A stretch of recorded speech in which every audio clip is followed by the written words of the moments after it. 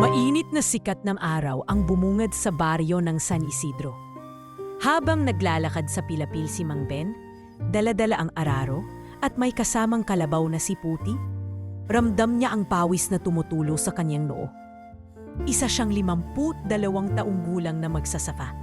Kulubot na ang balat, sunig sa araw ang batok, at medyo kuba na ang likod sa dami ng taon ng pagtatrabaho sa bukid. Pero kahit ganito, may ngiti pa rin sa kanyang labi. Isa lang siyang biyudo. Matagal nang iniwan ng asawa dahil sa sakit. At may isang anak na lalaki, si Joel, na matagal nang nagtatrabaho sa Maynila bilang construction worker. Matagal nang walang sulat, walang tawag, at walang paramdam si Joel. Pero hindi nawawala ng pag-asa si Mang Ben. Ayos lang Puti, sambit ni Mang Ben habang hinahaplos ang ulo ng kalabaw. Kahit tayong dalawa na lang, basta may ani tayo, makakaraos tayo. Tumahul ang aso niyang si Bantay mula sa dulo ng palayan. Waring nagsasabi ng tama ka, amo. Si Mang Ben ay kilala sa baryo bilang masayahin, palabiro at laging handang tumulong sa kapwa. Tuwing may bagyo, siya ang unang nag-aabot ng trapal para sa mga kapitbahay. Tuwing pista, siya ang abala sa pagluluto ng pansit sa barangay hall. Kaya naman kahit kapos sa pera, marami ang may respeto at pagmamahal sa kanya. Sa kanyang munting kubo na gawa sa kahoy at awid, simple lang ang buhay ni Mang Ben. Mayroon siyang maliit na kalan, isang lumang radyo na kung minsan ay hindi na gumagana at ilang lumang litrato ng kanyang asawa at anak na nakasabit sa dingding. Habang pinapasok niya ang kalabaw sa kulungan, bigla namang dumating si Aling Rosa, ang kapitbahay na may sari-sari store. Ben, may bagong stock akong gatas at tinapay, baka gusto mong kumuha mamayang hapon. Sigaw ni Aling Rosa mula sa kalsada. Salamat Rosa, baka mamaya pa ako makadaan kasi aayusin ko pa tong pilapil. Sagot ni Mang Ben, sabay kindat. Teka Ben, malakas ang tinig ni Aling Rosa habang palapit. May balita ka ba kay Joel? Ang tagal na niyang di nagpaparamdam. Sandaling tumigil si Mang Ben, nagbuntong hininga, saka ngumiti ng pilit. Wala pa Rosa, pero alam ko, darating din yan. Baka busy lang sa trabaho. Hindi na kumontra si Aling Rosa. Alam ng buong baryo ang lungkot ni Mang Ben sa pagkawala ng komunikasyon kay Joel. Pero alam din nilang matibay ang loob ng magsasaka. Pagkatapos ng tanghali, nagpatuloy si Mang Ben sa pagtatrabaho. Dahan-dahan niyang inaayos ang mga pilapil at tinataniman ng bagong bini. Habang nag-aararo, naririnig niya ang huni ng mga ibon sa palayan at ang pagaspas ng hangin sa mga palapa ng puno ng nyog. Hay! Salamat at kahit paano tahimik ang buhay dito, bulong niya sa sarili. Pero hindi lang trabaho ang nagpapasaya kay Mang Ben. Tuwing gabi, habang pinapakinggan ang radyo, kahit mahina ang tunog, umiinom siya ng mainit na kape at kinakausap si Bantay. Bantay, kung naririnig mo lang ako, sana nga dumating na ang anak ko. Tawa niya, sabay hagod sa ulo ng aso. Tumahol si Bantay at nagkunwaring nag-a-agree. Sa baryo ng San Isidro, wala pang internet at mahina ang signal ng telepono. Kaya sanay na ang mga tao sa tahimik na buhay, sa pagtutulungan at sa simpleng kasiyahan. Sama-samang nagkukwenkuhan sa ilalim ng puno, naglalaro ng dama o nanonood ng pelikula sa lumang projector tuwing pista. Minsan, sa gitna ng katahimikan ng gabi, umuupo si Mang Ben sa labas ng kubo, nakatanaw sa malawak na palayan. Sa ilalim ng buwan, iniisip niya kung ano na kaya ang ginagawa ni Joel at kung maipagpapatuloy pa kaya niya ang sakahan kung tuluyang hindi na bumalik ang anak. Siguro, kapag wala na ako, sino pa kayang magpapatuloy nito? Usal niya habang nakatingin sa bituin. Pero hanggat kaya ko, hindi ko bibitawan ng lupang ito. Sa kabila ng kakulangan, hindi nakalimutan ni Mang Ben na magpasalamat. Kada Sabado, naglalakad siya sa kapilya para magdasal. Panginoon, maraming salamat po at may palayan pa ako. Sana po ingatan niyo rin si Joel sa Maynila. Dasal niya habang nakaluhod sa harap ng altar. Sa kabuuan, ang simpleng buhay ni Mang Ben ay hindi perpekto. pero puno ng pagmamahal, pasensya at pagtitiyaga. Sa kabila ng pamumulila at hirap, nagawa pa rin niyang ngumiti at magbigay sa iba. Hindi niya alam na sa darating na mga araw, ang mundong simple at tahimik niya ay magbabago nang hindi niya inaasahan. Isang kaganapang magpapabago hindi lang sa kanyang buhay kundi sa buong baryo. Habang inaayos niya ang huling pilapil bago lumubog ang araw, napansin niyang parang may kakaibang ingay sa malayong bahagi ng palayan. Pero minabuti niyang ipagpaliban ang pag-usisa, iniisip niyang baka guni-guni lang o hayop lang iyon. Hindi niya alam na ito na ang simula ng kwento na magpapakulo sa katahimikan ng kanyang buhay. Bukas na lang, sabi niya sa sarili. May araw pa naman bukas. Habang nagpapahinga sa duyan sa ilalim ng mangga, niyapos niya si Bantay, pinikit ang mga mata at hinayaang yakapin ng simoy ng hangin ang pagod niyang katawan. Ang akala niya, simpleng bukas lang ang sasalubong sa kanya. Hindi niya alam, isang bukas na puno ng hiwaga, iyak at pagbabago ang darating. Madaling araw pa lamang, bumangon na si Mang Ben. Tahimik ang paligid at tanging huni ng mga palaka at kuliglig ang maririnig sa labas. Kumuha siya ng balde para igib ng tubig sa poso. Habang naglalakad, napansin niyang malamig ang simoy ng hangin, tila may paparating na ulan. Pagkatapos mag-igib, naupo siya sa bangkito sa harap ng kanyang kubo. Hawak ang tasa ng mainit na kape. Pinagmamasdan niya ang lawak ng palayan, habang si Bantay naman ay nag-iikot sa paligid. Tila may inaamoy sa hangin. Bantay, relax ka lang. Wala namang masama sa paligid. Ah, biro ni Mang Ben sa alaga. Tumahol si Bantay at biglang tumakbo papalayo sa gitna ng palayan. Naku, saan ka na naman pupunta? Sigaw ni Mang Ben. Pinagmasdan niya ito pero hindi niya pinansin noong una. Hinigop niya ang huling lagok ng kape at naglakad na rin patungo sa palayan para habulin ang aso. Habang papalapit siya sa gitna ng palayan, bigla niyang narinig ang kakaibang iyak. Maliit, mahina, parang iyak ng sanggol. Napahinto siya sa gulat. Hindi pwedeng aso yan, hindi rin kambing. Diyos ko, sanggol ba yon? Bulong niya sa sarili. Habang napapakunot no, sumilip siya sa pagitan ng mga palay at doon niya nakita si Bantay na paikot-ikot sa ilalim ng puno ng mangga sa gilid ng pilapil. Nang lapitan niya, nanlaki ang mata ni Mang Ben. Aba, Diyos ko, sigaw niya. Nakita niya ang tatlong sanggol, nakabalot sa manipis na kumot na basa na ng hamog. Ang isa ay namumutla, ang isa ay mahina ang iyak, at ang isa naman ay tila tulog na pero malamig ang katawan. Hindi na nagdalawang isip si Mang Ben. Dali-dali niyang ibinuhos ang laman ng balde. Nilagay ang mga sanggol sa loob para madala sa kubo. Takbo siya pabalik, hingal-hingal. Halos mabitawan ang balbe sa kaba at pagmamadali. Pagdating sa kubo, agad niyang pinainitan ang kalan. Pinainom ng kaunting gatas mula sa tinitipid niyang stock at pinunasan ang mga sanggol ng malinis na lampin. Anong nangyayari dito ha? Saan kayo galing? Usal niya habang nanginginig ang kamay sa kaba. Hindi niya malaman kung iiyak ba siya sa awa o sa gulat. Makalipas ang ilang oras, dumating si Aling Rosa para mag-abot ng gatas at tinapay. Pagsilip niya sa bintana ni Mang Ben, napatili ito. Ben, Diyos ko, ano yan? Sigaw niya. Rosa, huwag kang maingay. Nagising na lahat ng sanggol. Hindi ko alam kung kanino to, pero nakitang-kita ko kanina sa gitna ng palayan. Paliwanag ni Mang Ben habang karga-karga ang isa sa mga sanggol. Ben, baka dapat tawagin natin ang kapitan o pulis. Nad-aalalang sabi ni Aling Rosa. Hindi Rosa, hindi pa. Alam mo naman, kapag dumating ang mga pulis baka mas lalong mapahamak to mga bata. Tiyak, ipapadala agad sa Maynila o kung saan man. Hayaan mo, aalagaan ko muna sila. Titignan kung may maghahanap. Mariing sagot ni Mang Ben. Nagpigil si Aling Rosa. O sige Ben, pero kung kailangan mo ng tulong, sabihin mo lang. May mga lumang lampin ako sa tindahan, ibibigay ko na lang. Kinagabihan, 3 duyan ang ginawa ni Mang Ben mula sa lumang tela at kawayan. Isa-isa niyang pinatulog ang mga sanggol. Si Lira, ang pinakamatanda na base sa laki, ay masigla at laging kumikindat kay Mang Ben. Si Miko, tahimik pero mahilig kumapit sa kanyang daliri.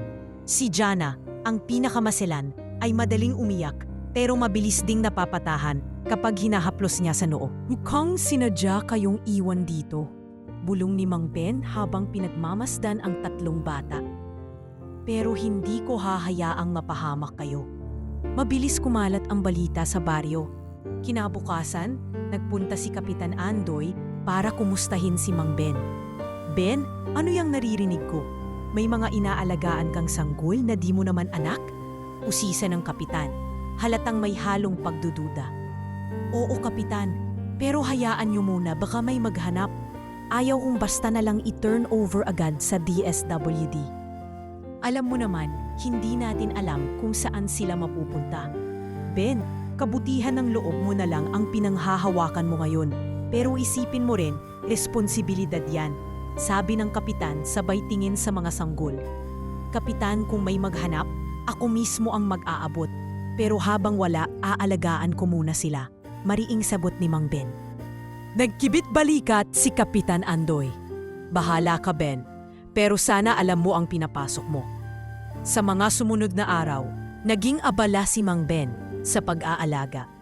Nagbenta siya ng ilang sako ng bigas para makabili ng gatas, lampin at iba pang pangangailangan. Kahit kapos, hindi siya nagreklamo.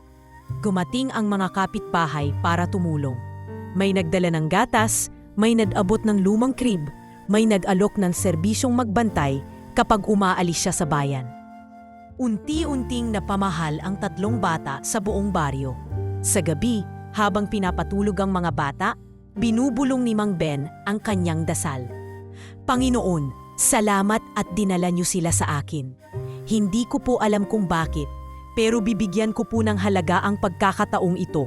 Bulong niya habang pinagmamasdan ang mga sanggol na mahimbing ang tulog. Nakahiga siya sa kanyang banig, pagod pero punong-puno ng pag-asa. Hindi pa niya alam kung anong mangyayari bukas, pero sa puso niya, naniniwala siyang may dahilan ang lahat ng ito. Ang akala niya simpleng araw lang ang sasalubong sa kanya kinabukasan. Hindi niya alam, may paparating na pagyanig sa kanyang tahimik na mundo. Isang itim na limusin, isang pangalan na magpapabago ng lahat, at isang sikreto na magbabaligtad sa kapalaran ng tatlong sanggol at ng buong baryo. Makalipas ang ilang linggo, mula nang makita ni Mang Ben ang tatlong sanggol sa palayan, ramdam na niya ang bigat ng responsibilidad na kanyang pinasok. Ang dating tahimik at simpleng buhay ay napalitan ng walang katapusang pag-aasikaso, pag-iyak ng mga bata, at pagod na hindi kayang burahin ng kahit anong tulog. Pero sa kabila nito, naroroon pa rin ang isang bagay na hindi kayang tumbasan ng hirap. Ang saya at pagmamahal na ibinibigay ng tatlong musmos na ito sa puso ni Mang Ben. Isang madaling araw, habang nagsisimula palang magbukang liwayway, nagising si Mang Ben sa sunod-sunod na iyak. Si Jana, ang pinakamaselan sa tatlo, ay nagising dahil sa sipon, habang si Miko ay nagugutom, at si Lira naman ay nagpipilit umakyat sa duyan na tila gustong lumabas. Hay nako mga anak, teka lang, isa-isa lang, sambit ni Mang Ben habang pinupunasan ng bimpo ang ilong ni Jana. Kumuha siya ng bote ng gatas, pinainit ito sa lumang kalan, at isa-isang pinainom ang mga bata. Nang makatulog muli ang mga sambol, umupo siya sa bangkito sa labas ng kubo at napabuntong hininga. Diyos ko, kailan pa huling natulog ng mahaba si Mang Ben? Biro niya sa sarili, kasabay ng pagtingin sa silangan kung saan sumisilip na ang araw. Pero kahit papaano, masaya ang puso ko. Kahit papaano. Sa palayan, halos hindi na niya matutupan ang mga gawain. Ang dating masipag at mabilis mag-araro na si Mang Ben ay napipilitang magpahinga kada ilang hakbang para sumilip sa kubo, siguraduhing maayos ang mga bata. Unti-unti niyang naramdaman ang pagkapagod, hindi lang sa katawan, kundi pati sa isip. Isang araw, dumating si Aling Rosa na may dalang tinapay at gatas. Ben, nakita kita kanina pa sa palayan, pero parang lutang ka na. Kumain ka muna, hindi ka robot, sabi nito sabay abot ng pinapay. Salamat, Rosa. Hindi ko alam kung paano ko magagawa to ng mag-isa. Pag-amin ni Mang Ben, sabay pahid lang pawis. Bakit di ka maghanap ng ibang tutulong sa'yo? Baka si Kapitan Andoy o kaya yung mga binata sa baryo. Suhestyon ni Rosa. Alam mo naman si Kapitan, duda pa rin sa akin. At yung mga binata? Hay nako, baka magpasya lang sa palayan at maghanap ng ligawan. Sabay tawa ni Mang Ben. Nagpasya si Aling Rosa na magpadala ng tulong. Kinausap niya ang mga kapitbahay. At unti-unti may mga nag-aabot ng simpleng tulong kay Mang Ben. May nagbigay ng lumang crib, may nagbigay ng gatas na iniwan ng anak nila, may nag-alok na magbantay tuwing kailangan niyang pumunta sa bayan. Kahit papaano nakaramdam ng kaunting ginhawa si Mang Ben. Ngunit hindi lahat ay natuwa sa sitwasyon. May mga tsismosa sa baryo na nagsimulang magduda at magparinig. Hindi kaya anak niya yang mga yan sa labas? Bulong ni Aling Lina kay Aling Cora habang naglalakad sa tapat ng kubo. Aba, 3 agad? Grabe si Mang Ben ha? Hindi halata, sabay tawa ni Aling Cora. Habang dumara ng mga linggo, dumami ang mga chismis. May nagsabi pa na baka raw kinukupkop ni Mang Ben ang mga sanggol para sa kakaibang ritual o para makinabang sa donasyon. Nakarating ito kay Mang Ben sa pamamagitan ng kanyang pamangkin na si Rico na minsang dumalaw mula sa kabilang baryo. Tito Ben, naririnig ko po yung mga chismis sa bayan. Sinasabi po nila na baka raw may sikreto kayo. Seryosong sabi ni Rico. Napabuntong hininga si Mang Ben. Hayaan mo na Rico. Ang importante, alam natin ang totoo. Alam ng Diyos kung bakit ko ginagawa to. Pero hindi pa rito nagtatapos sa mga problema. Dumating ang panahon ng anihan at hindi makatuon si Mang Ben sa pag-ani dahil sa mga bata. Kailangan niyang bayaran ang mga tumulong magkani pero kulang ang pera niya. Nagdesisyon siyang ibenta ang ilang sako ng palay para makabili ng gatas, lampin at gamot para sa mga bata. Lalo na't si Jana ay nagkalagnat. Ang dating inaasahan niyang kita para sa bagong araro at abono naubos sa pang-araw-araw na pangangailangan. Puti, mukhang magpapahinga ka muna ngayong tag-ulan. Bulong niya sa kalabaw habang pinapainom ito sa ilog. Pero ayos lang, ang importante, ligtas ang mga bata. Minsan gabi, habang pinapaliguan ang mga bata, napaupo siya sa papag, nakatalungko at napaluha ng hindi niya namamalayan. Pumasok si Aling Rosa at nakita siyang ganun. Ben, okay ka lang ba? Marahang tanong ni Aling Rosa. Hirap na ako, Rosa. Hindi ko alam kung kaya ko pa. Pero pag nakikita ko silang nakangiti, parang may bumubulong sa akin na, sige pa Ben, konti na lang. Ngumiti si Aling Rosa at hinaplos ang balikat ng matanda. Hindi ka nag-iisa, Ben. Nandito kami, kaya huwag kang sumuko. Dumating din si Kapitan Andoy makalipas ang ilang araw. Dala nito ang ilang representanteng mula sa barangay. Ben, kailangan nating pag-usapan to. Hindi pwedeng ganito na lang palagi. Baka magalit ang DSWD kapag nalaman nilang may 3 sanggol dito na hindi mo naman anak. Sabi ni Kapitan, seryoso ang muka. Kapitan, hindi ko po sila pinabayaan. Lahat po ng kaya ko, ginagawa ko para sa kanila. Sana po bigyan niyo ako ng konting panahon. Hindi po ako umaasa na habang buhay ganito, pakiusap ni Mang Ben. Napangiti ang isa sa mga kagawad. Sa totoo lang, Kap, nakita ko rin yang mga bata. Ang tatamis ng ngiti kapag kasama si Mang Ben. Hindi yata sila kayang hiwalay dyan. Nagkasundo silang maghintay pa ng ilang linggo. Habang naghahanap ng pwedeng mag-verify kung kanino nga ba galing ang 3 sanggol. Habang patuloy ang mga pagsubok, mas lalo namang lumalalim ang pagmamahal ni Mang Ben sa mga bata. At tila ganun din ang nararamdaman ng mga bata sa kanya. Sa gitna ng kahirapan, sa gitna ng chismis, at sa gitna ng pagdududa, isang bagay lang ang sigurado kay Mang Ben. Hindi niya iiwan ang 3 sanggol, anuman ang mangyari. Lumipas ang 3 taon mula nang madiskubre ni Mang Ben ang 3 sanggol sa palayan. At sa paglipas ng panahong iyon, napuno ang kanyang buhay ng ingay, tawa, at pagmamahal na hindi niya kailanman inakalang mararanasan pa niya sa kanyang edad. Sina Lira, Miko at Jana ay hindi na mga sanggol. Sila ay 3 malilikot at masisiglang bata na laging may bagong kalokohan sa kanilang maliit na kubo. Si Lira, na pinakamatanda at pinakamasipag magtanong, ay laging sumisigaw ng, "Tatay Ben, ano to? Bakit ganito?" Habang kumakaway ng mga dahon o bubog na pinulot sa palayan. Si Miko naman, tahimik ngunit mapagmasid, ay mahilig umupo sa tabi ni Mang Ben habang siya'y nagtatabas ng damo. Palaging nakadikit ang maliit niyang braso sa matanda. At si Jana, na pinakamasile noon, ay lumaki bilang palatawa at mahilig makipaglaro kay Bantay at Puti. "Grabe kayo ha!" sabi ni Mang Ben isang hapon habang kinapanood ang tatlo na nagtatakbuhan sa paligid ng kubo.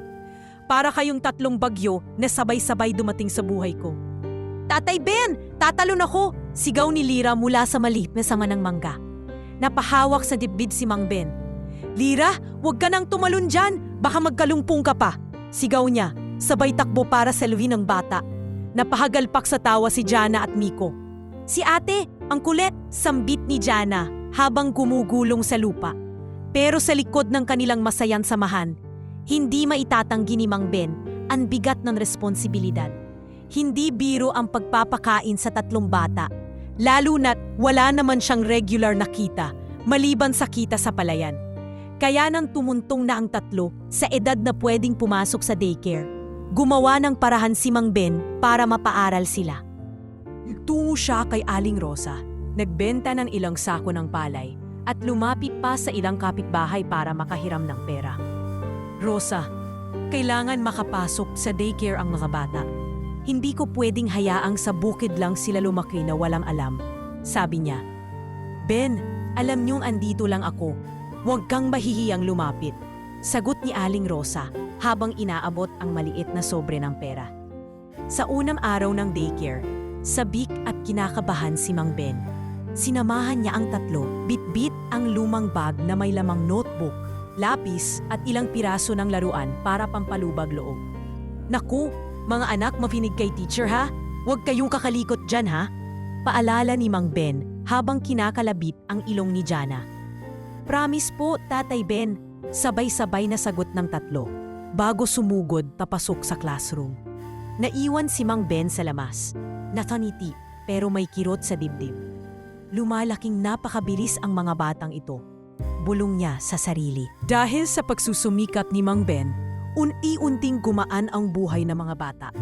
Marami siyang naiimprobi sa bahay, mula sa mga laruan na gawa sa bote at kahoy hanggang sa mga lutuang parang laro-laro pero totoong ginagamit sa bahay.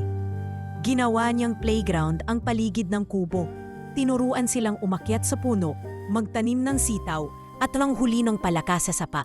Ang baryo ay unti-unting naging saksi sa paghunlad ng pamilya ni Mang Ben. Maraming kapitbahay ang namamangha kung paano niya nagagampanan ang pagiging ama sa kabila ng kahirapan. May mga nag-aabot ng simpleng tulong, sina Aling Rosa, Mang Kanor na karpintero, at kahit ang mga batang kapitbahay na nakikipaglaro sa tatlo.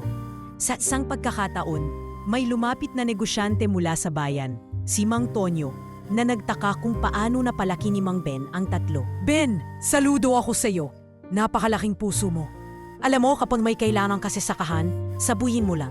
Tutulong ako," sabi ni Mang Tonyo habang iniabot ang maliit na supot ng bimhi. "Maraming salamat, Mang Tonyo. Hindi ko alam kung paano ko ita mapapasalamatan," sagot ni Mang Ben na halos maiyak sa tuwa. Ngunit hindi lahat ng araw ay madali. May mga panahong tumaas ang presyo ng bigas, bumaba ang ani at nagkasakit ang mga bata. Isang gabi, nagkalagnat si Jana. Hindi alam ni Mang Ben ang gagawin at halos lumipad siya sa pagtakbo papuntang health center. Karga ang bata, habang sina Lira at Miko ay naiwan sa bahay kasama si Bantay. Pagka-uwi nila, pinainom niya ng gamot si Jana, pinatulog ng maayos at buong gabi siyang gising para bantayan ang hininga ng bata. Kinabukasan, nang magising si Jana at mumiti, napaluha si Mang Ben sa sobrang pagod at ginhawa. "Tatay Ben, gutom na po ako." Mahina, ngunit pilyong sabi ni Jana, sabay ngiti. "Aba, mukhang okay ka na ah," sambit ni Mang Ben habang pinipigilan ng luha. Habang lumalaki ang tatlo, lalo silang naging matibay at matatag. Natuto silang magtulungan, magbantayan at magbigay ng pagmamahal hindi lang kay Mang Ben kundi sa isa't isa. Si Lira bilang ate ay madalas nag-aalala kina Miko at Jana. Si Miko kahit tahimik ay marunong mag-alok ng tulong mula sa pag-igib ng tubig hanggang sa pagpitas ng gulay. Si Jana naman, ang palangiti, ang nagbibigay ng liwanag sa bahay tuwing may problema. Madalas sabay-sabay ang kanilang tanong kay Mang Ben habang naghahanda ng hapunan. Ano po ang kwento ninyo nung bata pa kayo, Tatay Ben? Paano po kayo naging magsasaka? Nakikita niyo pa po ba si Papa Joel? At bawat gabi, may isa lang sagot si Mang Ben. May tamang panahon ang lahat ng sagot. Pero tandaan ninyo, kahit kailan, hindi kayo iniwan ng Diyos. Sa ilalim ng ilaw ng gasera, sa kubong puno ng simpleng alaala, natutulog ang tatlong bata sa mga duyan na pinaghirapan ni Mang Ben. At sa labas, nakaupo ang matanda. Pinagmamasdan ang buwan at mga bituin. Humihiling ng isang bagay lang sa puso niya. Sana magtuloy-tuloy ang kasiyahang ito. Kahit mahirap, basta't magkasama-sama sila. Pero sa malayo, sa kabilang bayan, may mga mata nang nagmamasid. Hindi alam ni Mang Ben, may naghahanap na ng tatlong batang sa akala niya ay itinakdang maging bahagi ng kanyang tahimik na mundo. Lumipas pa ang mga buwan at tuloy na lumalaki sina Lyra, Miko at Jana. Habang ang simpleng kubo ni Mang Ben ay napuno ng tawanan at ingay, hindi rin naiwasan na lumaganap ang mga salita at chismis sa buong baryo ng San Isidro. Mula sa tahimik na umpukan sa ilalim ng puno ng akasya hanggang sa kantiyawan sa tindahan ni Aling Rosa, hindi nawala sa usapan ang tungkol kay Mang Ben at sa tatlong batang kanyang kinupko.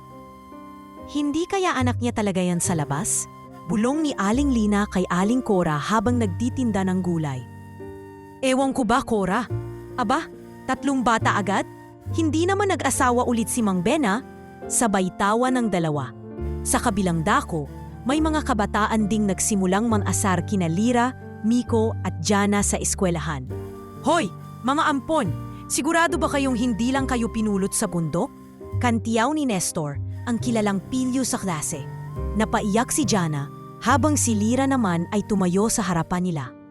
Hindi kami ampon! Anak kami ni Tatay Ben! Sigaw niya, galit ang tono.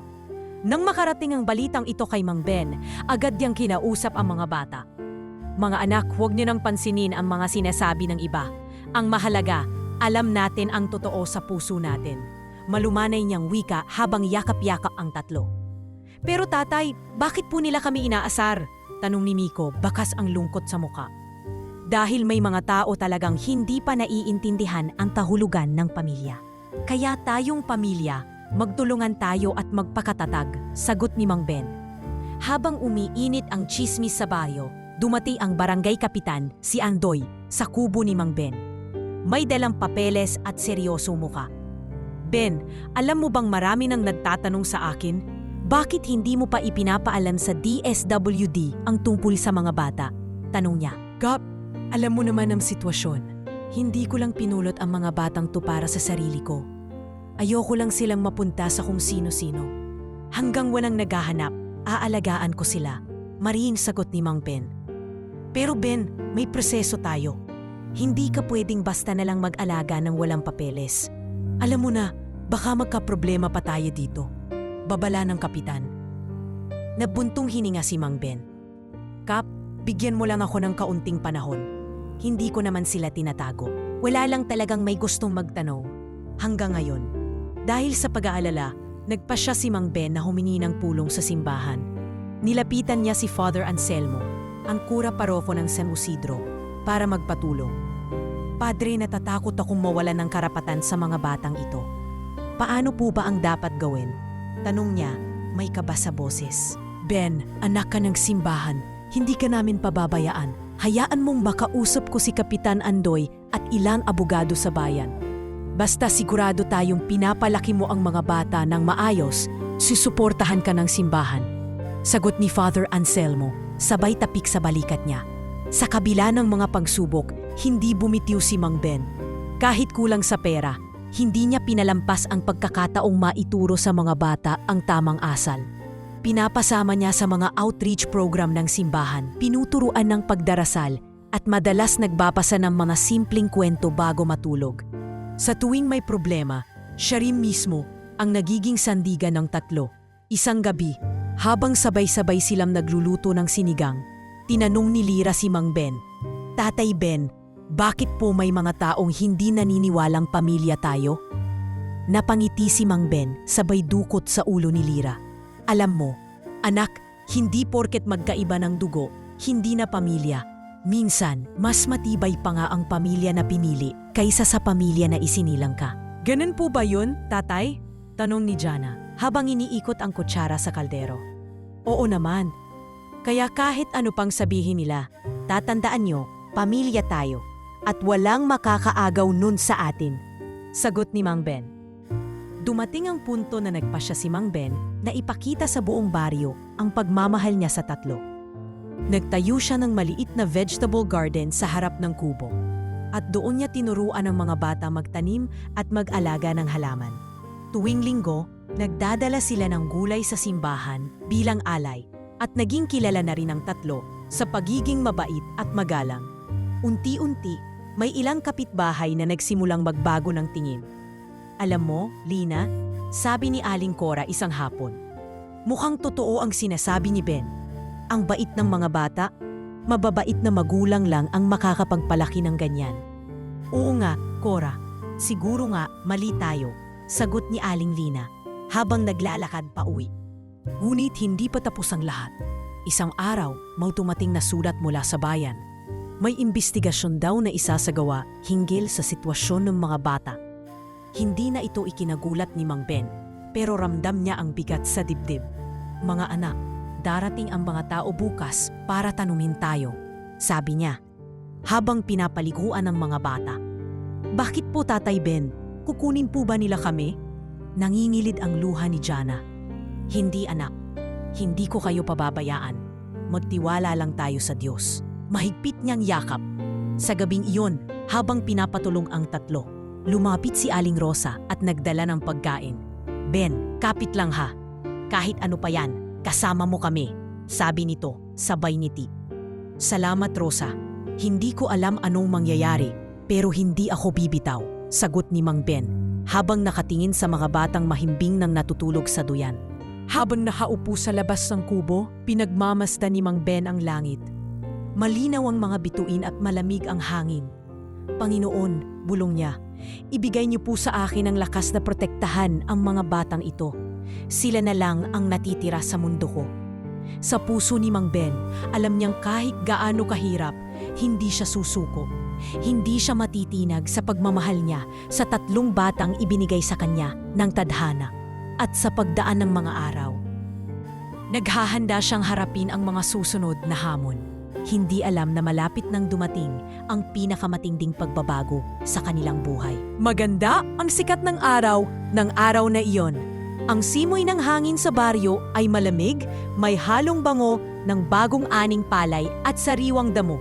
Si Mang Ben, matapos niyang ihatid sa eskwela sina Lira, Miko at Jana, ay agad na bumalik sa palayan.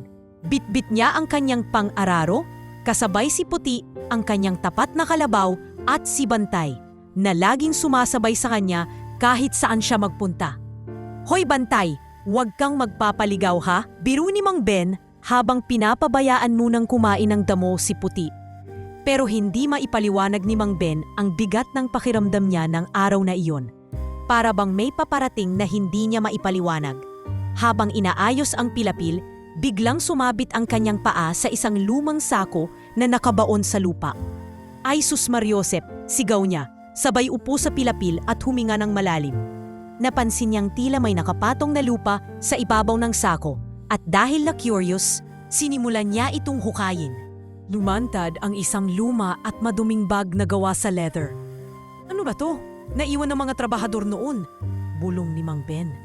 Nang buksan niya ito, nagulat siya. May laman itong mga dokumento, mga birth certificate na naka-plastic cover at may kasamang mga larawan ng tatlong sanggol na halos hindi nagkakalayo sa mukha ng mga batang kinupkup niya. Nanlamig ang katawan ni Mang Ben. Halos hindi niya makapaniwala sa nabasa niyang mga pangalan. Lira Montemayor, Miko Montemayor, Jana Montemayor. Ang apelyido ay agad niyang naalala. Sino bang hindi nakakakilala sa Montemayor?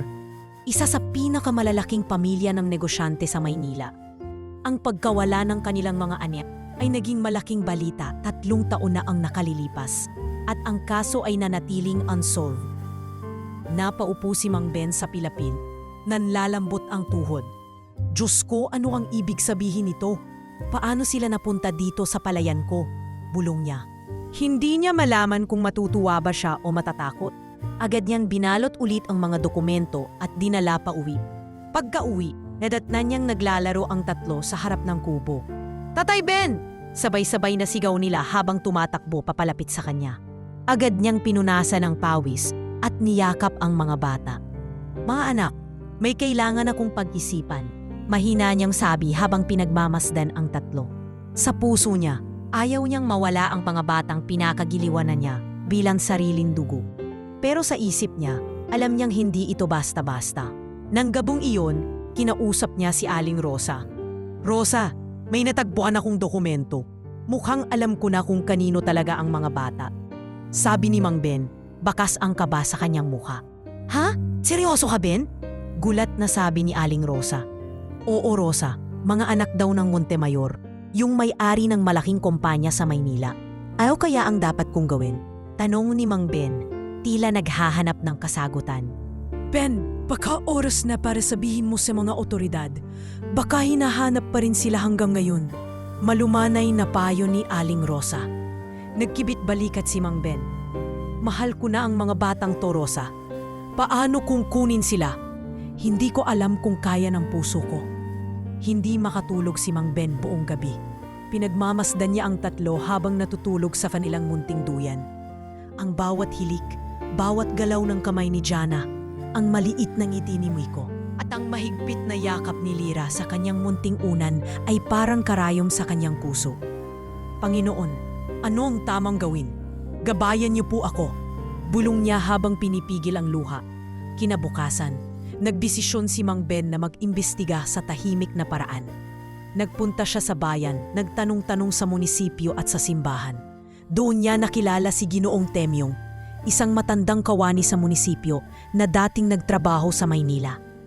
Montemayor, sabi mo? Abay, narinig ko yan. Malaking pamilya. Nawawala ang mga anak ng mga yon. Hanggang ngayon may pabuya pa raw sa sinumang makakahanap, sabi ni Ginoong Temyong. Sabay lingon sa paligid. Bakit kaya iniwan sa palayan? Tanong ni Mang Ben, mahina ang tinig. Marami ang haka-haka, Ben. Yung iba sabi, kinidnap. Yung iba, sabi may nagtaksil sa pamilya at nagtangkang titago ang mga bata. Pero wala pa ring makakalinaw hanggang ngayon. Dagdag pa ni Temyong. Sa pagbabalik ni Mang Ben sa baryo, tila mas mabigat ang bawat hakbang niya. Habang pauwi, pinagmamasdan niya ang mga batang naglalaro sa labas ng kubo. Tumakbo si Lira papalapit, sabay yakap sa binti niya. Tatay Ben, umuwi ka na. Saan ka galing? Masayang tanong ng bata. Anak, nagkasikaso lang si tatay ng ilang bagay. Sagot ni Mang Ben, pilit nang umingiti. Kinagabihan, nagtipon siya kasama sina Aling Rosa at Father Anselmo. Padre, kailangan ko po ng gabay. Natagpuan ko na ang katotohanan tungkol sa pinagmulan ng mga bata. Pero ang tanong, ano ang dapat kong gawin? Dapat ko ba silang ibalik sa tunay nilang pamilya? O dapat bang manatili sila sa akin? Litong tanong ni Mang Ben. Ben, alam ko kung gaano mo sila kamahal. Pero baka ang pagsasabi ng totoo ang tunay na pagmamahal. Hindi natin alam ang pinagdaanan ng kanilang mga magulang. Sagot ni Father Anselmo. Tumango si Aling Rosa. Ben, tutulungan ka namin. Anuman ang piliin mo, hindi ka namin iiwan. Buong gabi, hindi makatulog si Mang Ben. Umupo siya sa bangkito sa harap ng kubo, pinagmamasdan ang mga bituin. Lira, Miko, Jana, sana maintindihan ninyo. Mahirap maging tatay, lalo na kung hindi ko alam kung ako ba ang nararapat para sa inyo. Bulong niya habang pinupunas ang namumuong luha. Sa di kalayuan, may pumaradang kotse sa labas ng munisipyo. Hindi alam ni Mang Ben, nagsimula ng gumalaw ang tadhana. Ang isang lihim na itinago ng panahon ay malapitan mabunyag. At sa isang iglap, ang tahimik na baryo ng San Isidro ay magiging sentro na ng isang kwentong hindi nila kailanmang inakalang mararanasan. Umagang-umaga pa lang, Tila kakaiba na ang simoy ng hangin sa San Isidro. Habang pinapainom ni Mang Ben ng gatas sina Lira, Miko at Jana, napansin niyang tahimik si Bantay. Hindi ito tumatakbo-takbo sa paligid tulad ng dati. Nakatayo lang ito sa harap ng kubo, nakatingin sa dulo ng kalsada at parang may inaabangan. Bantay, anong tinitingnan mo dyan, ha? Biro ni Mang Ben, habang karga si Jana na nakangiti, habang hinihigop ang gatas mula sa bote. Lumapit si Lira at Miko, sabay silip sa daan. Bigla sa di kalayuan, may narinig silang inay ng makina. Isang tunog na hindi pangkaraniwan sa baryo. Makinis, maingay pero hindi laspad tulad ng mga trasikel na karaniwang dumaraan. Tatay Ben, ano po yun? Tanong ni Miko na medyo kinakabahan. Dahan-dahan, isang itim na limusin ang bumulaga sa kanila. Papalapit sa maliit na kubo ni Mang Ben. Ang mga kapitbahay ay nagsilabasan sa kani-kanilang bahay, nagtipon-tipon sa gilid ng kalsada at nagbulungan. Hindi pa kasi sila nakakakita ng ganoong sasakyan sa buong buhay nila. Grabe, sino kaya yan? Sabi ni Aling Lina, sabay siko kay Aling Cora. Aba, baka mayaman na kamag-anak ni Ben, sagot ni Cora, sabay tawa. O baka naman artista, dagdag pa ni Mang Kanor, sabay kindat sa mga kabataan. Uminto ang limusin sa mismong harap ng kubo ni Mang Ben. Bago pa man siya makalapit, bumukas ang pinto at bumaba ang isang babae. Matangkad, naka-long sleeves na puti, naka-itim na pantalon, naka-high heels at may suot na mamahaling alahas. Maganda siya pero bakas sa mukha ang matinding pagod at emosyon. Sa likod niya, bumaba ang 2 bodyguard, pawang nakaitim din, at isang sekretaryang may hawak ng clipboard. Magandang umaga po, mahinahong sabi ng babae. Sabay lumapit kay Mang Ben. Ako po si Victoria Montemayor. Napalunok si Mang Ben sa narinig na pangalan. Montemayor. Mahina niyang bulong sa sarili. Pero ako po ang tunay na ina ni Lira, Miko at Jana. Halos maiyak na sabi ng babae, habang pilit pinipigil ang nanginginig na boses. Parang huminto ang mundo ni Mang Ben. Hindi niya alam kung ano ang iisipin. Tumingin siya sa 3 bata na nakasiksik sa gilid niya. Walang kaalam-alam sa biglaang pagdating ng mga estranghero. Ako po ba ang nagkakamali? Tanong ni Victoria, halos maglupasay na. Hindi ko alam. Totoo bang kayo ang ina nila? Tanong ni Mang Ben, kabado at halata ang pag-aalala sa tinig. Naglabas ng mga larawan si Victoria. Mga baby picture ni Lira, Miko at Jana. Kitang-kita ang resemblance. Parehong-pareho ang mga mata ni Lira sa ina. Parehong ilong ni Miko sa lalaki sa larawan at parehong ngiti ni Jana sa lola sa picture. 3 taon naming hinanap ang mga anak ko. Kinuha sila sa amin. Sinubukan naming gawin ang lahat hanggang sa marinig namin ang balita rito sa baryo. May nag-ulat na may 3 batang kamukhang-kamukha ng mga nawawala namin. Kaya po kami narito, paliwanag ni Victoria, sabay punas ng luha. Nagkatinginan ang mga tao sa baryo. Hindi nila alam kung matutuwa ba sila para kay Victoria o maaawa kay Mang Ben. Ano po ang balak ninyo ngayon? Tanong ni Mang Ben, pilit na pinapakalma ang sarili. Hindi ko po sila kukunin agad-agad, Mang Ben. Gusto ko lang po silang makita. Nagpapasalamat ako sa inyo. Hindi ko po alam kung paano namin kayo mapapasalamatan. Sagot ni Victoria, halos lumuhod na sa harap niya. Lumapit si Lira, mahigpit ang kapit kay Mang Ben. Tatay Ben, sino po sila? Bulong niya. Mga anak, sila ang totoong pamilya ninyo. Sagot ni Mang Ben, nangingilid ang luha. Ayokong umalis, Tatay Ben. Sabi ni Jana, habang humihigbi. Huwag kang mag-alala anak, hindi ko kayo pababayaan. Sagot ni Mang Ben, mahigpit na yakap sa 3. Nagpasya si Victoria na wag munang magmadali. Babalik po kami bukas. Nais ko sanang bumisita araw-araw. Kung papayagan ninyo, ayaw ko pong guluhin ang mundo ninyo. Basta, gusto ko lang makilala ulit ang mga anak ko. Tumango si Mang Ben, bagamat halatang mabigat sa loob. Matapos ang ilang sandali, nagpaalam si Victoria at sumakay muli sa limusin. naiwan si Mang Ben sa harap ng kubo. Yakap-yakap ang tatlong bata habang pinagmamasdan ang papalayong sasakyan. Huminga siya ng malalim at bumulong. Ito na ba ang simula ng pagtatapos natin bilang pamilya? Sa gabing iyon, hindi agad nakatulog si Mang Ben. Umupo siya sa ilalim ng mangga, pinagmamasdan ang maliwanag na buwan. Lumapit si Lira at umupo sa kanyang tabi. Tatay Ben, aalis po ba kami? Mahina niyang tanong. Huwag kayong mag-alala, anak. Ano man ang mangyari, mananatili akong nandito para sa inyo. Sagot ni Mang Ben, sabay haplos sa buhok ng bata. Promise po? Tanong ni Lira. Promise, anak. Sagot ni Mang Ben, wahigpit na yakap. Habang natutulog ang tatlo sa loob ng kubo, nagdarasal si Mang Ben sa ilalim ng bituin. Panginoon, bigyan niyo po ako ng lakas. Hindi ko alam kung tama ba ang ginawa ko sa pagginupkop ko sa kanila noon. Pero sana, bigyan niyo po ako ng tamang direksyon. Tulungan niyo pong palayain ang pagmamahal ko, kung yun ang para sa ikabubuti nila. Kinabukasan, panibagong yugto ang haharapin ni Mang Ben at ng tatlong batang minahal niyang parang tunay na anak. Ngunit sa kabila ng pagdating ng kanilang ina, ang tanong ay mananatiling nakabitin. Ano nga ba ang tunay na sukatan ng pagiging pamilya? Dugo ba o pagmamahal? Hinabukasan, mainit ang sikat ng araw pero malamig ang simoy ng hangin sa San Isidro. Hindi pa mang sumisikat ang araw, gising na si Mang Ben. Inayos niya ang mesa para sa almusal ni Lira, Miko at Jana. Hindi pa rin siya makapaniwala sa nangyari kahapon. Ang pagdating ni Victoria Montemayor, ang tunay na ina ng mga bata, at ang pagputok ng balitang ikinagulat ng buong baryo. Habang pinapanood niyang kumakain ng tatlo, naramdaman niya ang bigat sa dibdib. 3 taon, mga anak.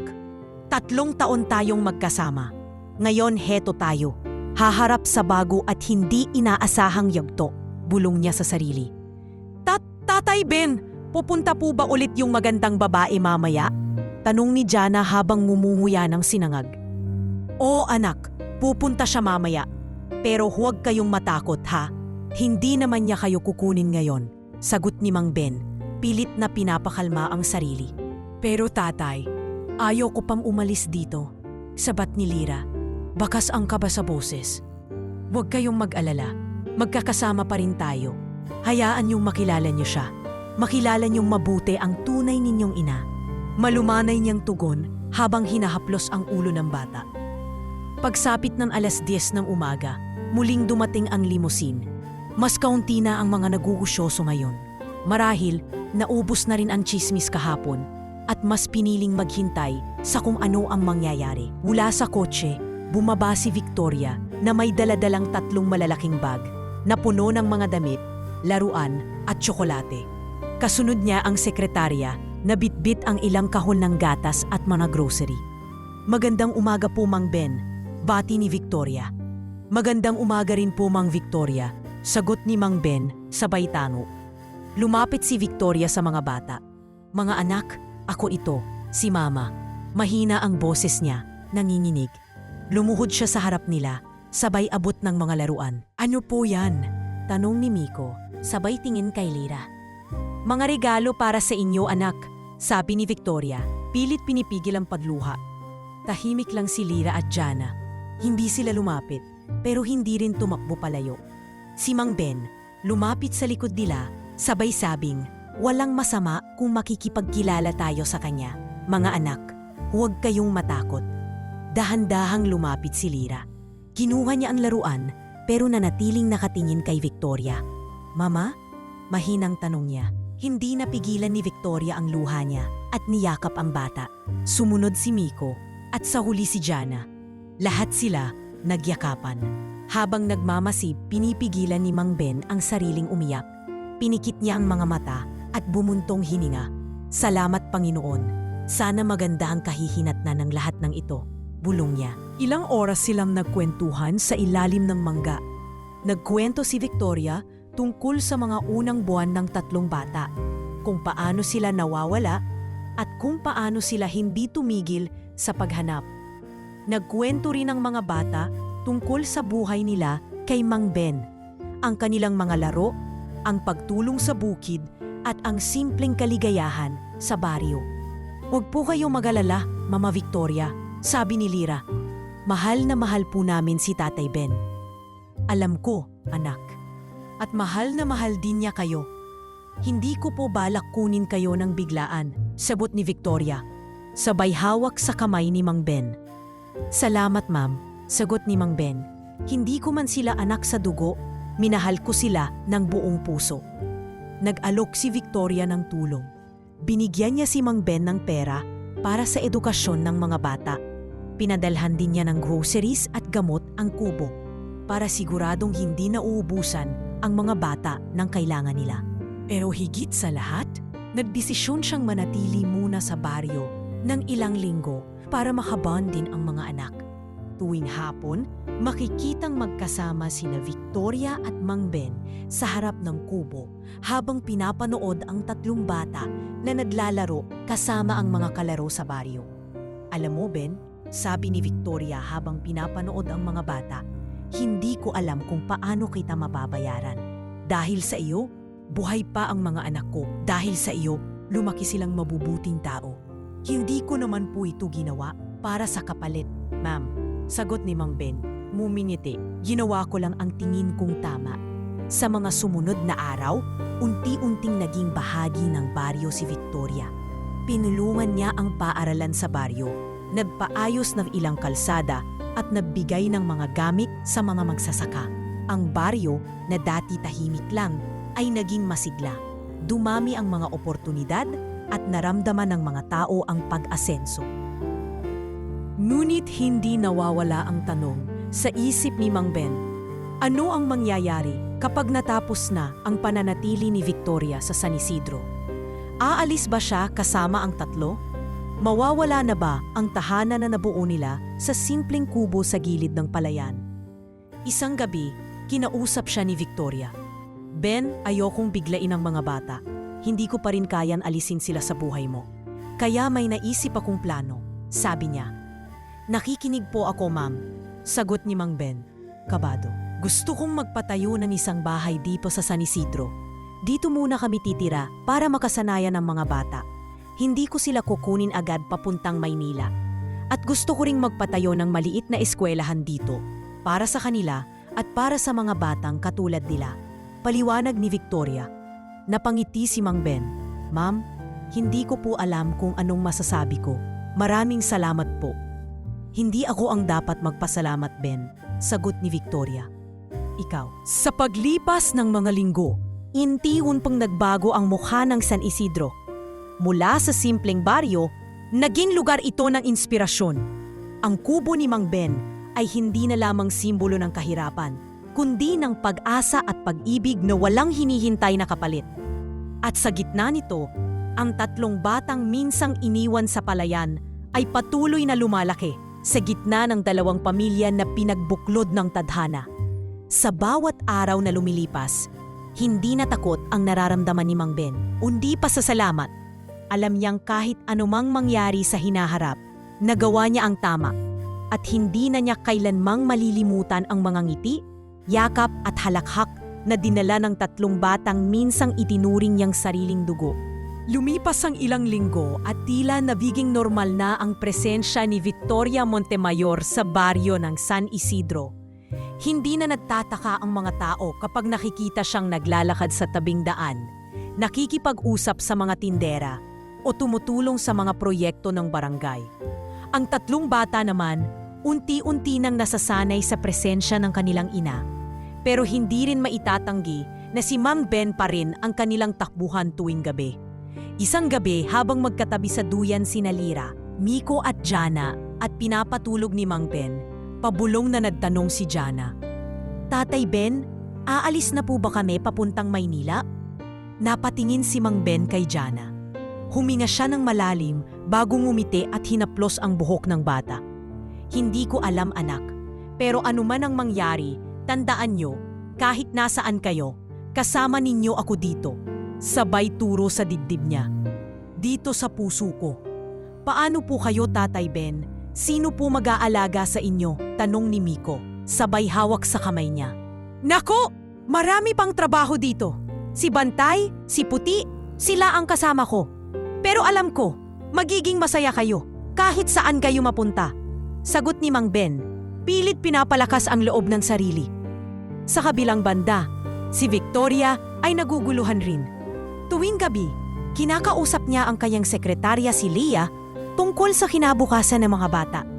Leah, hindi ko alam kung tama ba ang bigla na lang silang kunin. Ang tagal kong hindi kasama ang mga anak ko. Tapos, babawiin ko lang sila ng ganun kadali. Sambit ni Victoria habang hawak ang isang larawang kuha ni Lyra, Miko at Jana kasama si Mang Ben. Ma'am, baka po kailangan ng transition period. Mukhang mahal na mahal po nila si Mang Ben. Payo ni Leah. Alam ko, pero bilang ina, ang hirap. Parang ang tagal ko silang nawala. Gusto ko silang mayakap, alagaan, at ibalik sa buhay ko. Sagot ni Victoria, baka sa mukha ang lungkot. Kinabukasan, kinausap ni Victoria si Mang Ben. Ben, pwede ba tayong mag-usap? Tanong niya habang naglalakad sila sa gilid ng palayan. Opo ma'am, sagot ni Mang Ben, bit-bit ang sombrero habang pinupunasan ng pawis. Ben, gusto kong malaman mo na hindi madali para sa akin ang lahat ng ito. Alam kong mahal mo ang mga bata at kitang-kita ko kung paano mo sila pinalaki ng buong pagmamahal. Pero bilang ina nila, may responsibilidad din ako. Sambit ni Victoria habang pinipigilan ang pagluha. Ma'am, naiintindihan ko. Hindi ko pinigilang magmahal ng ganito.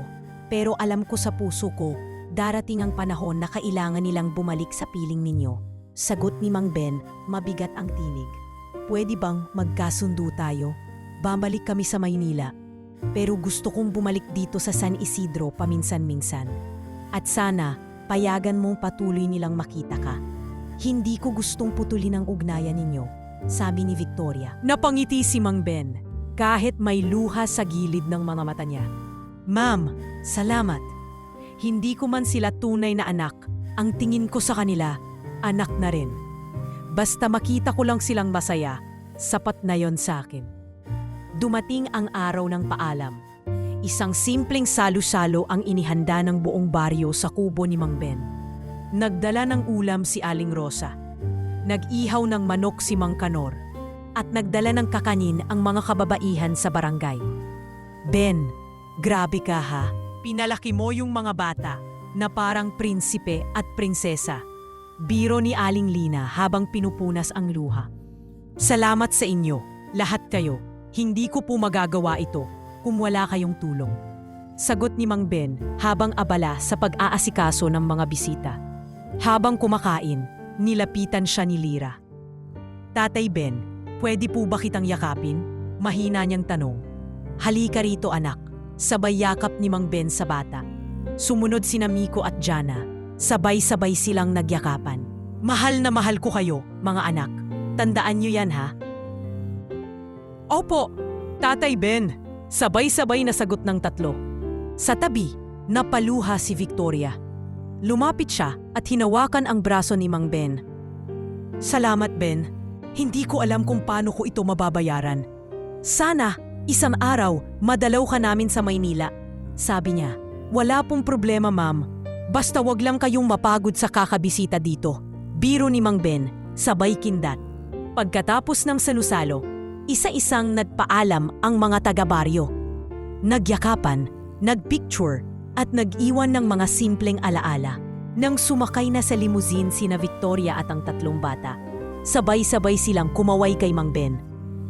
Tatay Ben, huwag kayong mag-alala, babalik kami, sigaw ni Lyra. Oo nga po, promise namin, dagdag ni Jana. Mag-iingat kayo mga anak, sigaw ni Mang Ben habang pilit pinipigilan ang luha. Habang papalayo ang limusin, pinanood ni Mang Ben hanggang hindi na niya makita ang anino nito sa kalsada. Umupo siya sa ilalim ng mangga, kasama si Bantay, habang pinagmamasdan ang dapit hapon. Puti Bantay, tahimik na ulit ang kubo natin. Mahina niyang bulong. Pero alam ko, kahit wala sila rito, hindi mawawala ang pamilya natin. Sa gabing iyon, muling naupo si Mang Ben sa duyan. Pinagmamasdan ang mga bituin. Panginoon, salamat. Hindi ko alam kung bakit ninyo ibinigay sa akin ang pagkakataong iyon, pero hindi ko po ito makakalimutan. Sana po, bantayan ninyo sila saan man sila mapunta.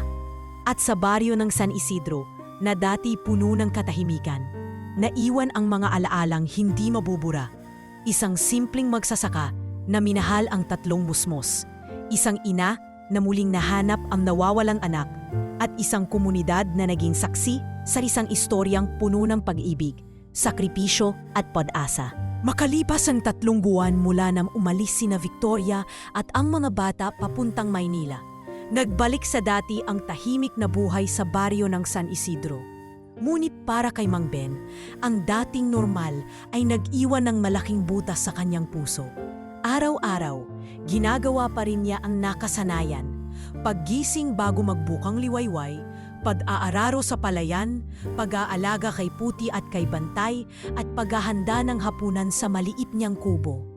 Pero kahit anong gawing pagbibisi-bisihan, hindi maitatangging iba na ang kubo. Wala na ang tawa ni Jana, ang maingay na tanong ni Lira, at ang tahimik na yakap ni Miko. Isang hapon, habang nagwawali sa paligid, dumaan si Aling Rosa. "Ben, paano ka na? Hindi ka na masyadong nakikita sa plaza." Bati niya. "Ayos lang, Rosa. Busy lang sa bukid." Sagot ni Mang Ben, pilit ngumingiti. "Ben, alam mo, hindi mo kailangang magpaka-lonely. May mga tao dito na handang sumama sa'yo. Ang buong baryo nagpapasalamat sa'yo. Hindi mo alam, inspirasyon ka sa aming lahat." Malumanay na sabi ni Aling Rosa. Napangiti si Mang Ben kahit may lungkot pa sa mga mata niya. "Salamat, Rosa. Minsan lang, namimiss ko talaga sila. Yung tawanan, iyakan, at inay sa kubo. Naturalan yan, Ben. Pero tandaan mo, darating ang panahon, babalik sila." Sagot ni Rosa. Sabay tapik sa balikat ni Mang Ben. Lingid sa kaalaman niya, sa Maynila, hindi nakakalimot sina Victoria at ang mga bata. Araw-araw, pinag-uusapan nila si Tatay Ben. "Mama, kailan po tayo babalik kay Tatay Ben?" Tanong ni Jana habang nag-aalmusal. "Anak, kapag tapos na ang school year, babalik tayo roon. Promise yan." Sagot ni Victoria habang pinupunasan ang bibig ng bata. "Magdadala po tayo ng pasalubong, Mama ha?" Dagdag ni Lira. "Opo, magdadala tayo ng maraming tsokolate at bagong laruan." Sabay ngiti ni Victoria. Habang lumilipas ang mga buwan, nagsimulang makatanggap si Mang Ben ng mga sulat mula sa Maynila. Simpleng card na may mga guhit ni Jana, Lira at Miko at mga salitang "Mahal ka namin, Tatay Ben." Sa tuwing binubuksan niya ito, nakikita ng mga kapitbahay ang pagkinang ng kanyang mga mata at ang pagbalik ng ngiti sa kanyang labi. Isang araw ng Sabado, nagulat si Mang Ben nang makarinig ng busina sa labas ng kubo. Lumabas siya at laking gulat niya nang makita ang isang itim na van. Bumaba ang isang lalaki, bitbit ang malaking kahon. "Magandang araw po, delivery po ito galing sa Maynila, galing po kina Montemayor." Bati ng lalaki. "Ha? Delivery? Para saan to?" Tanong ni Mang Ben. Naguguluhan pero excited. May kasama po yung sulat, sabay abot ng sobre ng delivery man. Pinuksan ni Mang Ben ang sulat at nabasa ang simpleng mensahe. "Para sa pinakamamahal naming Tatay Ben, salamat sa lahat. Maghintay ka ha, malapit na kaming bumalik. Mahal ka namin. Lira, Miko, Jana at Mama Victoria."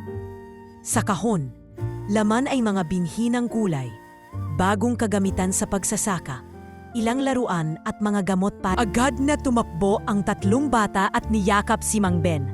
Naluha ang matanda, mahigpit na niyakap ang 3 at napaupo sa damuhan habang niyayakap ang mga ito.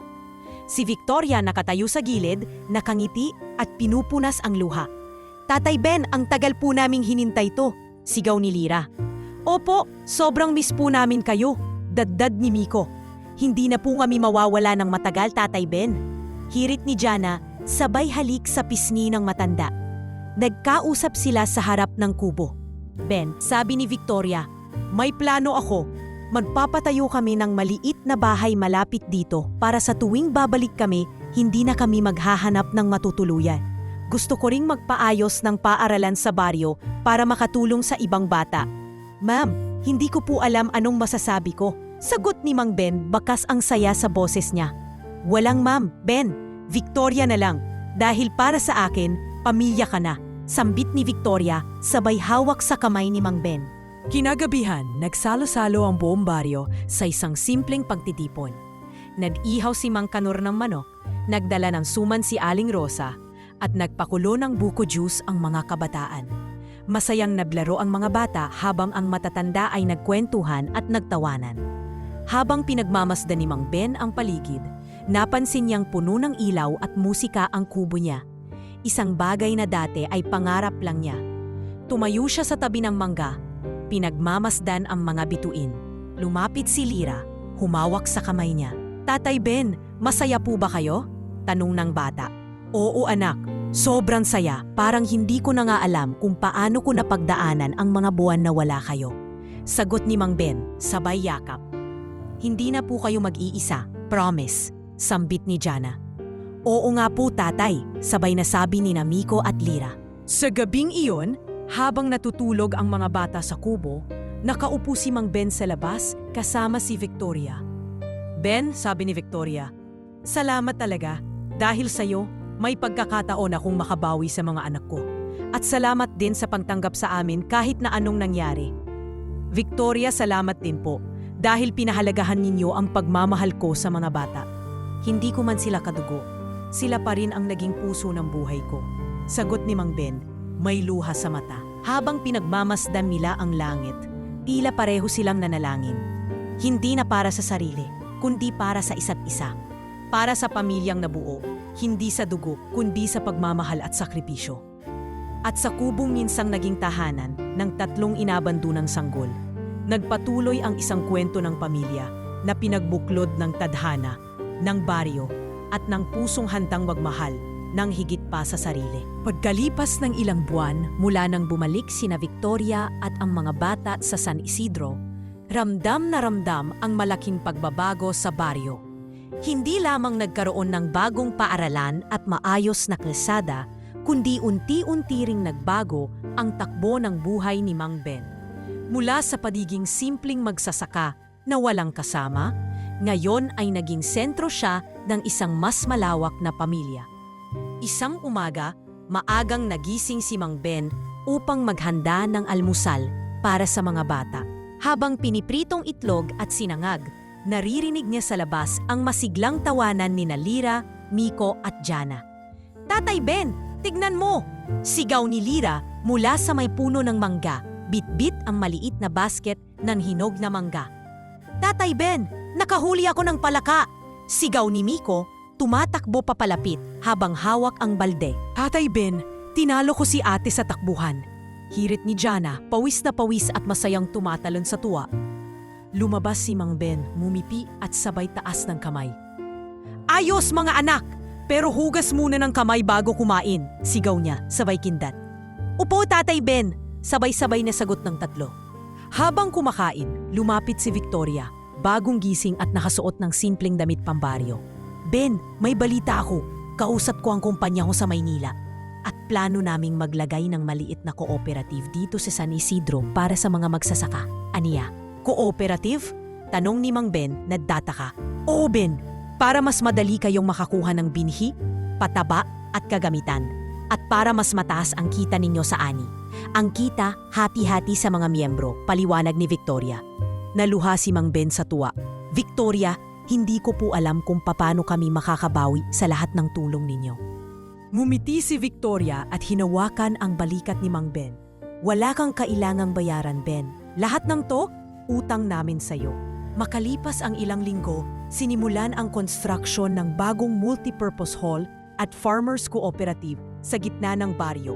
Sama-samang nagtulungan ang mga tao at dahil kilala na rin si Victoria, hindi na siya tinitingnan bilang mayamang dayuhan, kundi bilang parte ng komunidad.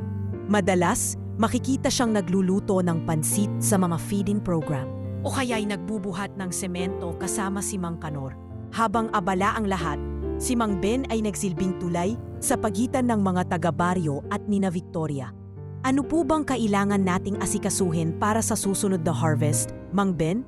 tanong ng isang batang magsasaka.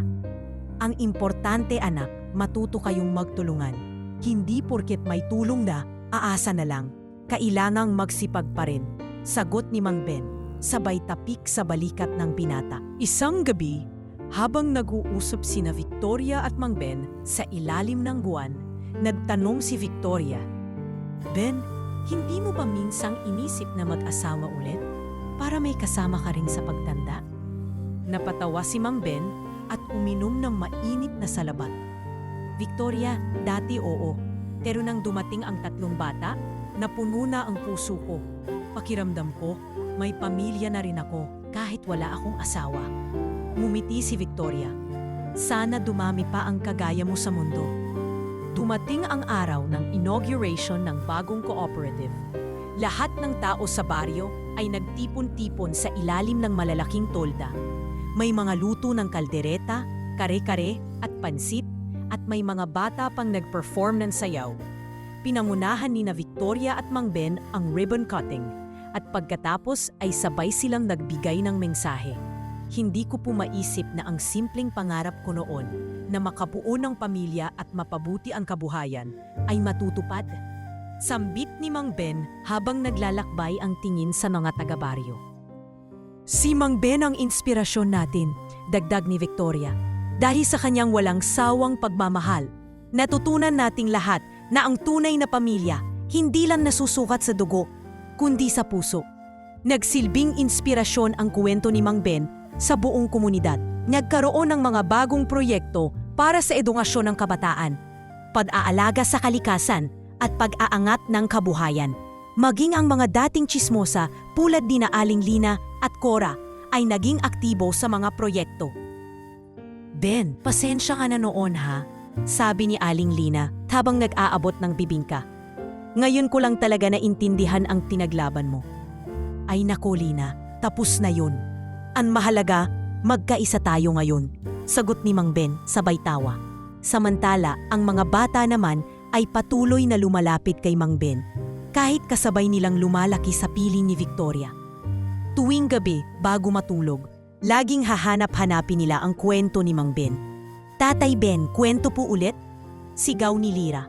"Yung tungkol po sa araw na nakita niyo kami sa palayan," dagdag ni Miko. "At yung paano po kami kinupkup?" hirit ni Jana. Sa bawat kwento ni Mang Ben, hindi lang ang 3 bata ang natututo, kundi pati na rin ang buong baryo na patuloy na nakikinig. Sa bawat salita, na ipapasa niya ang aral ng pagmamahal, pagtitiis, at paniniwala sa kabutihan ng puso ng tao. Sa mga sumunod na buwan, dumalas ang pagbisita ng mga taga-media sa San Isidro. Naging tampok sa mga balita ang magsasakang nagtaguyod ng 3 iniwang sanggol at ang mayamang pamilyang bumalik sa simpleng pamumuhay para magpasalamat. Kahit national news, hindi nagbago si Mang Ben. Araw-araw pa rin siyang nasa bukid, nakasombrero at kasama si Bantay. "Ben, celebrity ka na ngayon ah," biro ni Mang Kanor. "Nako Kanor, mas okay pa rin yung tahimik na buhay," sagot ni Mang Ben, sabay tawa. At sa bawat araw na lumilipas, unti-unting natutupad ang mga pangarap na minsang inakala ni Mang Ben na malabong mangyari. Hindi lang para sa sarili niya, kundi para sa buong San Isidro. Sa gabing iyon, habang nagkakape si Mang Ben sa harap ng kubo, lumapit sina Victoria at ang 3 bata. Umupo silang lahat sa bangkito, nakatingin sa bituin. "Ben," sabi ni Victoria, "salamat ulit, hindi ko na alam ilang beses ko itong nasabi." Ngumiti si Mang Ben, sumandal sa upuan at tumingin sa kalangitan. "Alam mo Victoria, hindi ko na rin alam kung ilang beses akong nagpasalamat sa Diyos dahil dumating kayo sa buhay ko. Sa ilalim ng malamlam na buwan, sa simpleng kubo na minsang naging tahanan ng 3 inabandunang sanggol, nagpatuloy ang istoryang nagsimula sa sakripisyo at nauwi sa pamilya, pangarap at pag-asang hindi kailanman mamamatay." Makalipas ang 6 na buwan mula nang maitayo ang Farmers Cooperative at Paaralan sa San Isidro, lalong sumigla ang baryo. Mula sa dating tahimik na komunidad, naging masaya at abala ito sa mga proyekto, pagdiriwang at pagtutulungan. Ngunit sa likod ng kasiyahan, unti-unting sumulpot ang mga hamon na hindi inasahan ni Mang Ben, Victoria at ng buong baryo.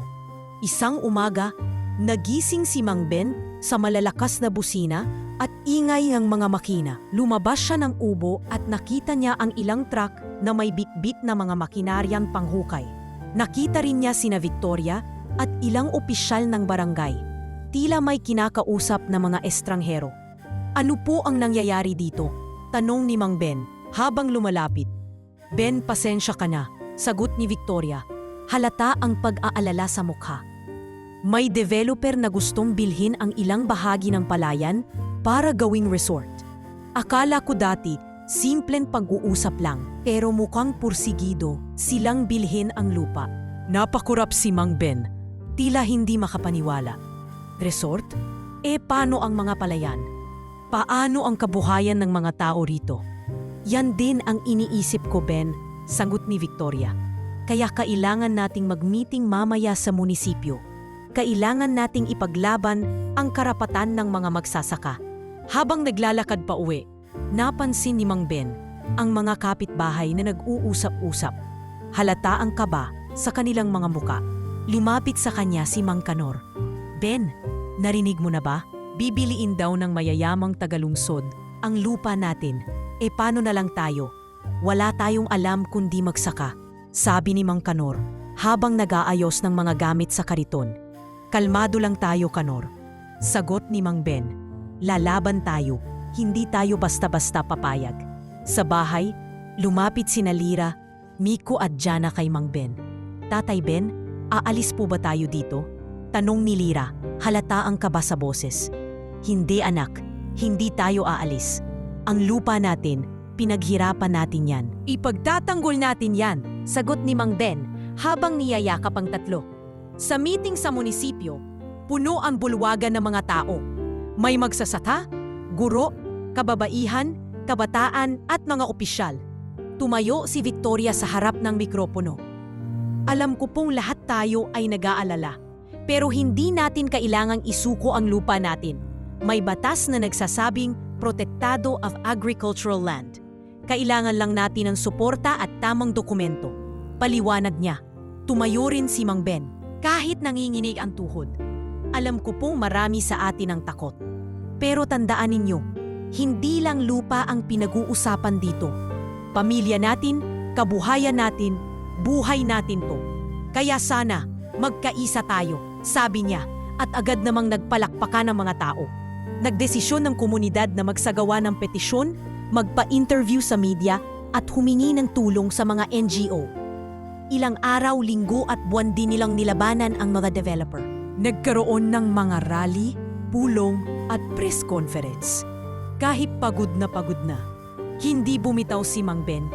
Kailangan mo magpahinga, sabi ni Victoria isang gabi, habang nagpapahinga sila sa harap ng kubo. Victoria, kung hindi ako kikilos, paano ang iba? Ako ang unang maghihirap kung mawala ang lupang ito. Pero hindi ko hahayaan, ako lang ang magtanggol dito. Para to sa lahat. Sagot ni Mang Ben. Seryoso ang mukha. Habang lumalaban sila, lalong lumalim ang ugnayan ni na Victoria at Mang Ben. Nagkaroon sila ng pagkakataong magbukas ng loob sa isa't isa. Ang mga pangarap, ang mga takot at ang mga sukat na matagal nang tinatago. Ben, alam mo ba nung nawala ang mga anak ko, akala ko tapos na ang mundo ko. Sabi ni Victoria habang nakatingin sa bituin. Victoria, ako naman, akala ko mananatili na lang akong mag-isa hanggang sa huli.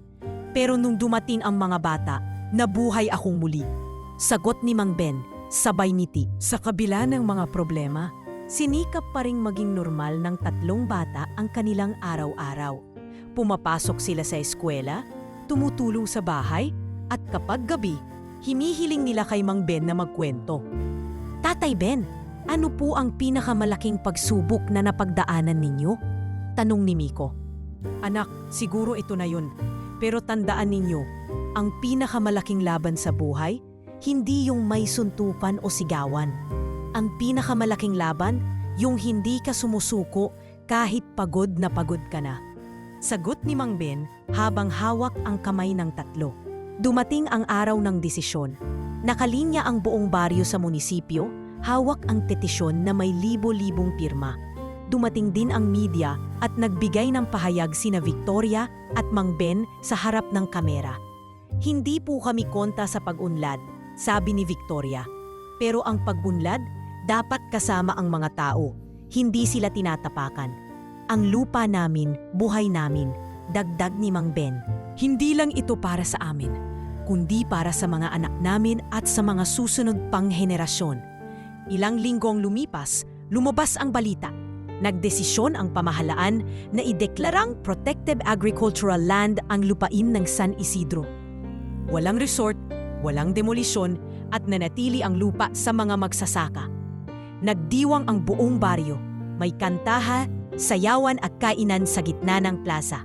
Sa gitna ng kasiyahan, umupo si Mang Ben sa tabi ng kubo. Pinagmamasdan ang mga tao. Lumapit si Victoria. Bitbit ang 3 bata. Ben, sa lahat ng laban sa buhay ko, ito ang pinakamakabuluhan, sabi ni Victoria, sabay abot ng kamay. Victoria, maraming salamat. Pero alam mo, hindi lang ito laban nating dalawa. Ito, laban ng buong pamilya natin. Sagwat ni Mang Ben, sabay tingin sa 3 bata. Pamilya natin, sabay-sabay na sabi ni Lira, Miko at Jana, sabay yakap kay Mang Ben.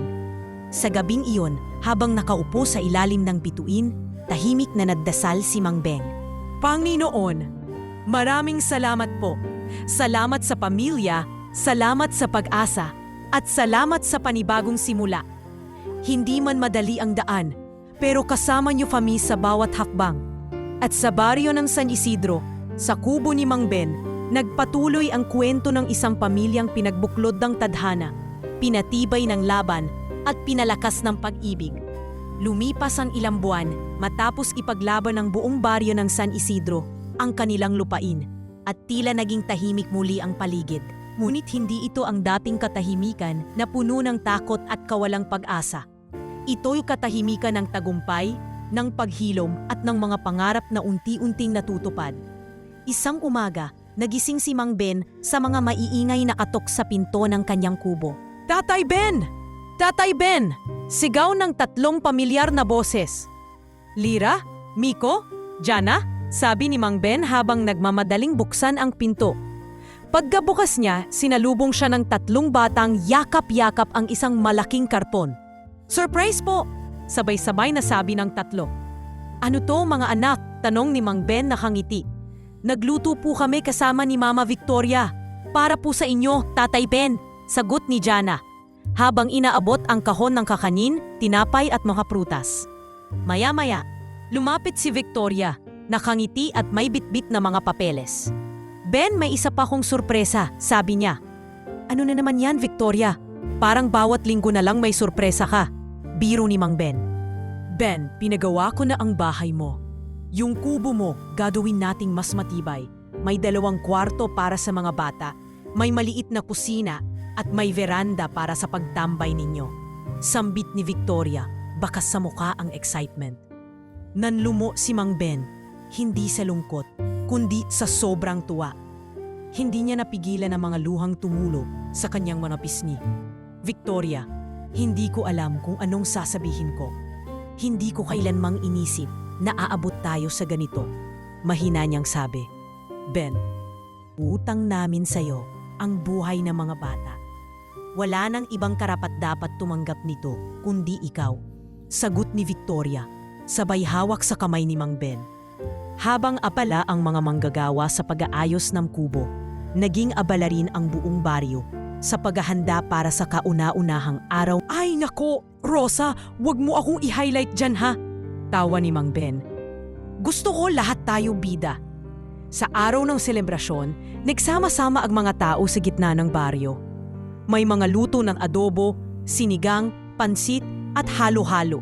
Ang mga bata ay naghandog ng sayaw, habang ang mga kabataan naman ay nagpatugtog ng gitara at kumanta. Pagkatapos ng kasiyahan, umakyat si Victoria sa entablado kasama si Mang Ben. Bago matapos ang araw na ito, gusto ko lang pong magpasalamat sa isang paong naging ilaw at gabay, hindi lang sa 3 anak ko, kundi sa buong baryo, si Ben. Sambit ni Victoria, sabay abot ng mikropono kay Mang Ben. Nagpalakpakan ang lahat. at may ilang nagchant pa ng Ang alam ko lang, noong araw na nakita ko sina Lira, Miko at Jana sa palayan, parang may umilaw sa madilim na buhay ko.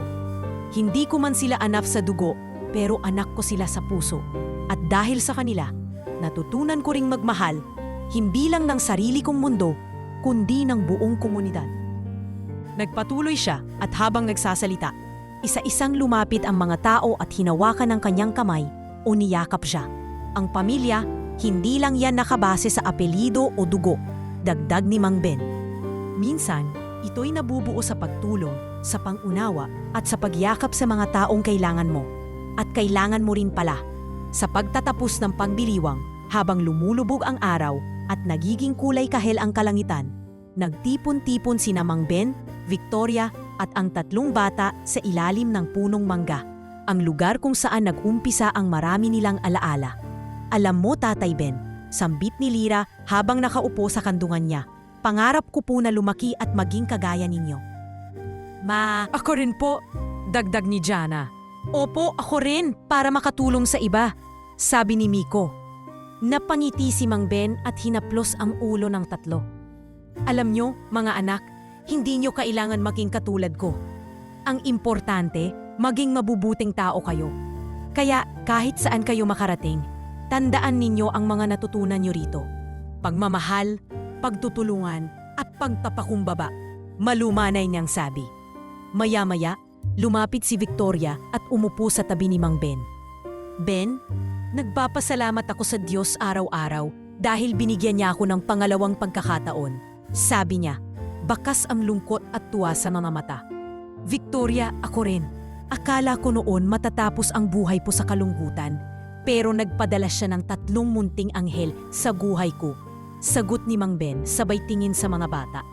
Kinagabihan, habang natutulog na ang mga bata sa bagong gawang kwarto ng kubo, nag-usap sina Victoria at Mang Ben sa veranda. Ben, sa tingin mo? Kailan kaya matututo ang mundo na magmahal tulad ng pagmamahal mo sa kanila? Tanong ni Victoria, nakatingala sa bituin. Siguro, Victoria, magsisimula yan sa maliit, tulad ng ginawa natin dito sa San Isidro. Kahit maliit lang na lugar, basta puno ng pagmamahal, pwede tayong maging liwanag. Sagot ni Mang Ben, mahina pero puno ng pag-asa ang tinig. Sa huli, natulog si Mang Ben na may ngiti sa labi, yakap ang isa sa mga munting guhit na regalo ng mga bata. Sa kanyang panaginip, nakita niya ang baryo na mas masaya, mas mapayapa at puno ng pag-asa. Isang tahanang ipinaglaban hindi lamang ng dugo, kundi ng puso. At doon nagtapos ang kwento ng isang magsasakang nagmahal, nagsakripisyo, at nagtaguyod hindi lang ng 3 inabandunang sangkol, kundi ng buong komunidad. Ngunit para kay Mang Ben, alam niyang hindi ito ang katapusan. Dahil sa bawat araw na lilipas, may mga bagong kwento, bagong hamon, at bagong pangarap na kanyang haharapin, kasama ang pamilya at baryong minahal niya ng buong puso.